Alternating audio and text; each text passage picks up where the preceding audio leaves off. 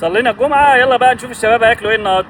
ايه يا شباب، هناكل ايه النهارده؟ وحشك شكل ام الدنيا. وحشني جدا. يلا اكل مصر. اكل مصري يعني شويه ملوخيه بالطشه، طاجن باميه كده في الفرن، حمام محشي رز. والاكله دي مش مصريه بس عجبتنا فخليناها مصريه. بس اكتر حاجه ملفتة في المطعم ده هو الجهاز ده. عاوز الويتر تضغط عليه، عاوز الحساب تضغط عليه، عاوز تروح حمام تضغط عليه. هنبتدي بالملوخيه اللي كانت بالطشه والثوم، وعملنا ودن قطه كده وودي يا عم الحاج. كانت خطيره وكانت وزنه نفسها كده وتقيله. وبعدين بقى دخلنا على طاجن الباميه وعملنا برضو نفس ودن القطة، بس البامية كانت فيها لحمة تقريبا. التقديم عندهم حلو جدا، وشكل الطاجن كده تحسوا ان هو من الفخار النظيف جدا. واحمد برضو كان لازم يضيف ليمون على البامية، معروفة يعني بامية يعني لازم ليمون. نخش بقى على التقيل، موزة روستو مع بيبر صوص ورز وعليه شوية مكسرات، كمية لحمة ممتازة. والرز كان طعمه خطير، خصوصا لو حطينا عليه بقى شوية بيبر صوص كده. واللحمة كانت دايبة جدا ومتحمرة في الفرن واخده ريحه الشوي. ولو خدنا حته لحمه كده وحطيناها في قلب البيبر صوص هتبقى في حته 7. شابوه بجد للي اخترع البيبر صوص ده، حاجه عظمه. نخش بقى على الحمام. الرز اللي كان جاي معاه كان بالخلطه وعليه شويه لوز كده من فوق. والحمام كان حجمه كويس ومستوي ومتحمر كويس جدا. اكتر حته بحبها في الحمامه هي الحته اللي بتبقى محشيه رز دي. وانا من الناس اللي مش بحب الحمام بره البيت، بس بصراحه الحمام عندهم كويس جدا ويستاهل التجربه. بس كده، ودي كانت تجربتنا النهارده. لايك وفولو عشان في تجارب تانية جامدة جدا. رأيك